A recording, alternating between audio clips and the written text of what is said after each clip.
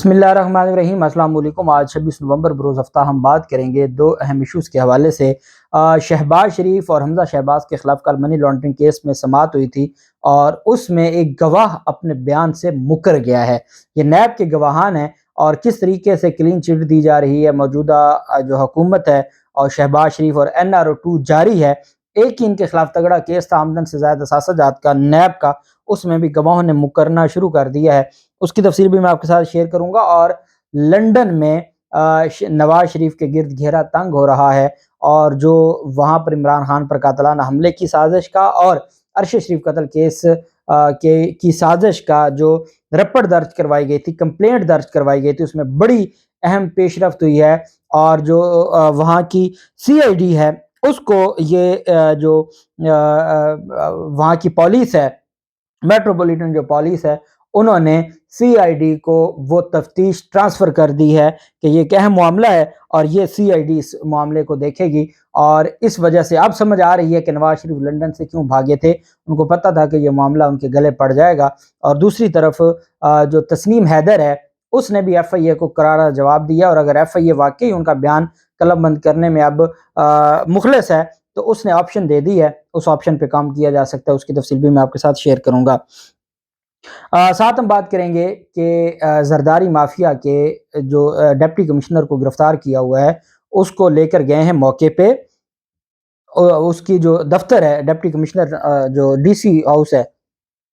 وہاں پر چھاپہ مار کارروائی کی ہے۔ 16 لاکھ روپے وہاں سے ملا ہے کیش میں۔ اور کیا آپ یہ جان سکتے ہیں کہ جو کیش ملا ہوگا وہ سارا پولیس نے بتایا ہوگا؟ وہاں کیش انہوں نے 16 کروڑ ہونا ہے، صرف اور صرف فارمیلٹی کے لیے تھوڑے پیسے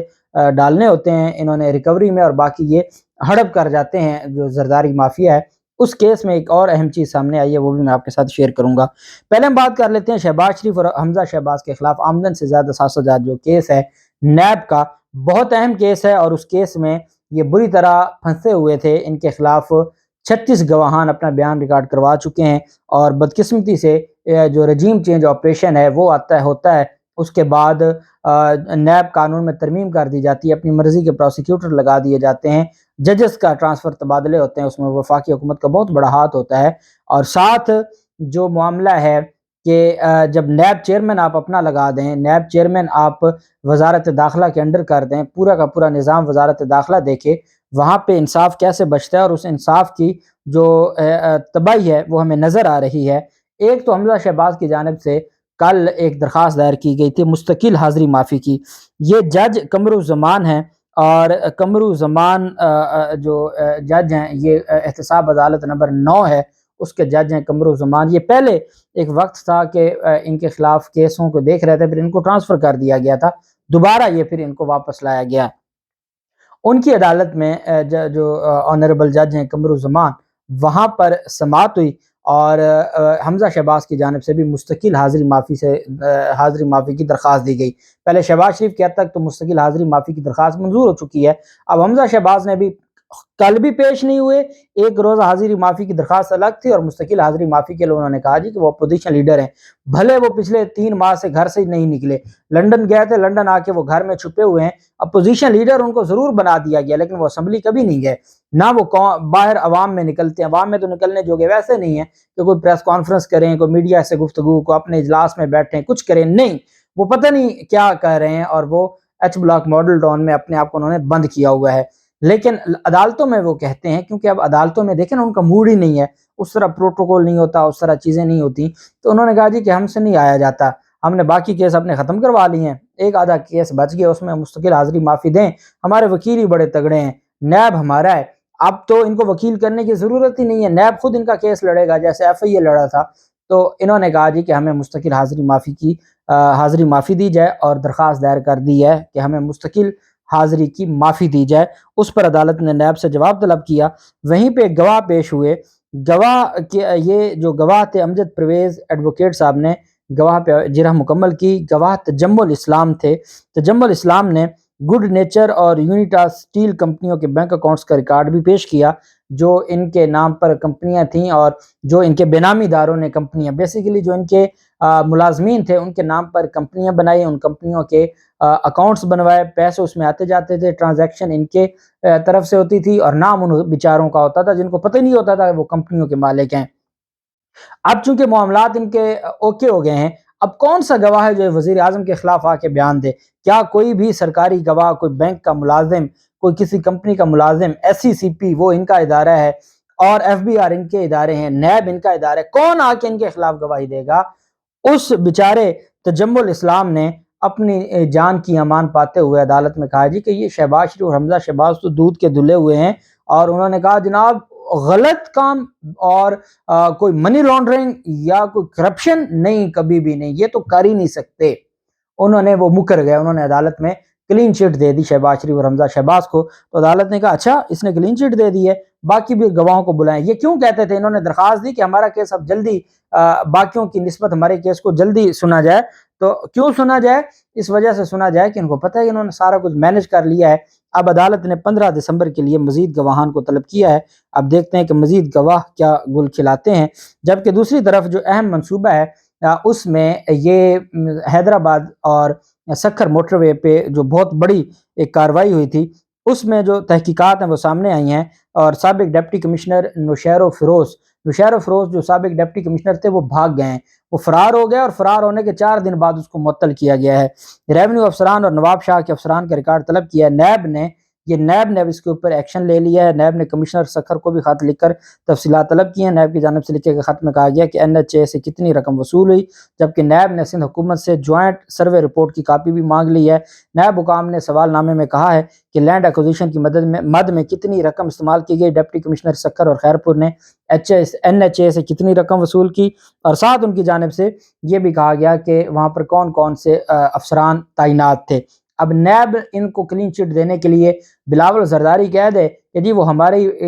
بال بچے ہیں اور وہ ہمارے لیے کماتے ہیں، ہمارے لیے کرپشن کرتے ہیں، نیب وہاں پر کیا کرے گا؟ کچھ بھی نہیں کرے گا۔ اب جو گرفتار ہے ڈپٹی کمشنر، ایک ڈپٹی کمشنر نوشیر و فیروز تو بھاگ گیا ہے ملک سے نا، بھگا دیا گیا ہے، اور دوسری طرف جو ڈپٹی کمشنر عدنان راشد ہے، کیونکہ جو بڑا ملزم تھا جس کے خلاف 2 ارب اور 75 کروڑ کا الزام تھا وہ بھاگ گیا ہے، باقی جو چھوٹے ملزمان ہیں وہ پکڑے گئے ہیں۔ اس میں ایک ڈپٹی کمشنر عدنان راشد بھی ہے۔ اس کے ساتھ اینٹی کرپشن نے ڈی سی ہاؤس مٹیاری پر چھاپا مارا، اور وہاں پر 5-5 ہزار کے نوٹوں کی گڈیاں برآمد کی گئیں، اور اینٹی کرپشن کے مطابق 12 لاکھ سے 16 لاکھ روپے کی جو رقم ہے وہ برآمد کی گئی ہے۔ ایک ڈی سی کے گھر پہ یہ رقم، اور وہ ڈی سی ہو بھی زرداری مافیا کی سندھ کا، تو وہاں 12 کروڑ سے رقم کا ہونا یہ ایک، اور وہ جب انہوں نے اربوں روپے کا تازہ 4 ارب روپے کا تازہ ایک سکینڈل ان کا آیا ہو، یہ تو وہ سکینڈل ہے جو آ گیا نا، باقی تو کروڑوں روپے کے جو کام ہیں اور وہ یہ ویسے ہی ہڑپ کر جاتے ہیں۔ اس پر اب کارروائی ڈالنے کے لیے ان کی موقع سے 12 لاکھ روپے ان کی جانب سے ریکور کیے گئے ہیں، اور وہ 12 لاکھ روپے یہ ریکوری میں ڈالیں گے اور کہیں گے جی کہ 12 لاکھ ہے، اور 12 لاکھ والے پہ تو کیس ہی نہیں بننا، نیب تو ویسے 50 کروڑ سے اوپر ہوتا ہے، تو جو بھاگ گیا وہ اربوں روپے والا تھا وہ بھاگ گیا، وہ اشتہاری ہو جائے گا، اور اس کے بعد وہ بھی 4 سال کے بعد واپس آئے گا، تو وہ تب تک کوئی اور امینڈمنٹ آ چکی ہوگی، جبکہ یہ جو ہے اس کی حد تک 12 کروڑ روپے میں اس کو فارغ کر دیا۔ جبکہ دوسری جانب جو تسنیم حیدر ہے، ایف آئی اے نے ان کو خط بھیجا تھا اور نوٹس بھیجا تھا کہ آپ آئیں اور شامل تفتیش ہوں ارشد شریف قتل کیس کے حوالے سے۔ ان کی جانب سے کہا گیا کہ میں اپنے بیان پر قائم ہوں، اور ساتھ مسلم لیگ نون کے جو ترجمان ہیں لندن کے، انہوں نے کہا کہ لندن کی جیلیں اب نواز شہباز اور مریم نواز کے انتظار کر رہی ہیں، ان لوگوں نے ارشد شریف کو قتل کروایا ہے۔ انہوں نے کہا میں اپنے بیان پر پوری طرح قائم ہوں، پاکستان میں ایف آئی اے کو ویڈیو لنک کے ذریعے میں بیان ریکارڈ کرواؤں گا۔ انہوں نے کہا کہ جو نوٹس ہے وہ مجھے موصول ہوا ہے، ایف آئی اے کا نوٹس اپنے وکیل کو بھیج دیا ہے، وکیل کے مشورے کے مطابق بیان ریکارڈ کرانے کو تیار ہوں، اگر یہ چاہیں تو جو میرے دفتر میں یا ہائی کمیشن میں، لندن کا جو ہائی کمیشن ہے وہاں بیان ریکارڈ کرانے کا بندوبست کر دیں، میں اس کے لیے تیار ہوں اور میں اپنا ریکارڈ کرواؤں گا۔ اور ساتھ انہوں نے کہا کہ میں آج پولیس کے سامنے، لندن پولیس کے سامنے بھی اپنا بیان ریکارڈ کروا کے آیا ہوں، اور لندن پولیس نے میرے بیان کی روشنی میں، میرے بیان میں اور جو میں نے سٹیٹمنٹ دی ہے، جو میں نے ان کو ڈاکومنٹس دیے ہیں، جو میری کنورسیشن ہے جو موبائل کے ذریعے، اس کی بھی تفصیلات میں نے دی ہیں، اور جو مختلف اوقات میں میری جو بٹ کے ساتھ، ناصر بٹ کے ساتھ گفتگو ہوتی رہی ہے، وہ ساری چیزیں بھی میں نے پرووائڈ کر دی ہیں۔ اور کہتے ہیں کہ میری انفارمیشن کے بعد جو چیرنگ کراس پولیس اسٹیشن تھا جہاں پر میں نے کمپلینٹ درج کروائی تھی، انہوں نے میرا بیان ریکارڈ کرنے کے بعد اور مجھ سے ڈاکومنٹس اور جو میرے پاس مٹیریل موجود تھا، اور ایک اور گواہ بھی میرے ساتھ تھا، وہ بھی میں نے بیان ریکارڈ کروا دیا ہے۔ ان ساری چیزوں کو مد نظر رکھتے ہوئے وہ یہ اس نتیجے پر پہنچے ہیں کہ جو چیرنگ کراس پولیس اسٹیشن تھا اس نے مزید تفتیش کے لیے کیس کو سی آئی ڈی ٹیم کے حوالے کر دیا ہے۔ سی آئی ڈی ٹیم کے حوالے کیس کو تب حوالے کیا جاتا ہے جو ہائی پروفائل کیس ہو، جس میں جو ہائی پروفائل لوگ انوالو ہوں، تب وہ کیس پولیس پھر سی آئی ڈی کو منتقل کر دیتی ہے، اور سی آئی ڈی کا پھر اپنا طریقہ کار۔ یہ وہ سی آئی ڈی نہیں ہے جو ہم دیکھتے ہیں جو ایک بھارتی پروگرام ہے، یہ ایکچول سی آئی ڈی ہے جس کی وجہ سے یہ پروگرام چلا رہے ہیں۔ تو وہ سی آئی ڈی پھر چیزوں کو دیکھتی ہے، وہ سارے معاملات کو دیکھتی ہے، اور سی آئی ڈی میں کیس کا منتقل ہونا یہ خطرے کی گھنٹی بج گئی ہے۔ ایک دوست ہے ہمارا، وکیل ہے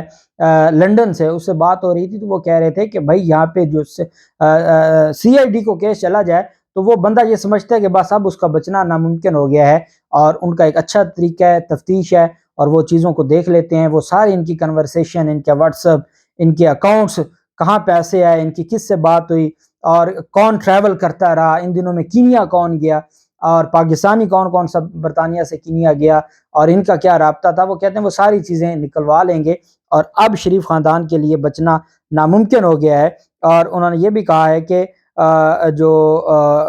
یہ جو کمپلینٹ ہے اس پر اب ورکنگ شروع ہو گئی ہے، اور یہ معاملہ اب ان کے گلے پڑے گا، اور ساتھ اس نے کہا اب جیلیں تیار ہیں لنڈن کی نواز شہباز اور مریم نواز کے لیے۔ تو یہی وجہ ہے کہ وہ لنڈن سے بھاگے ہیں، اور مجھے نہیں لگتا کہ وہ لنڈن واپس آئیں گے جب سی ڈی اے کے پاس تفتیش چلی گئی ہے۔ مزید جو بھی تفصیلات ہوں گی آپ کے ساتھ شیئر کرتے رہیں گے۔ اللہ پاک پاکستان کا حامی و ناصر ہو۔ بہت شکریہ۔ اللہ حافظ۔ پاکستان زندہ باد۔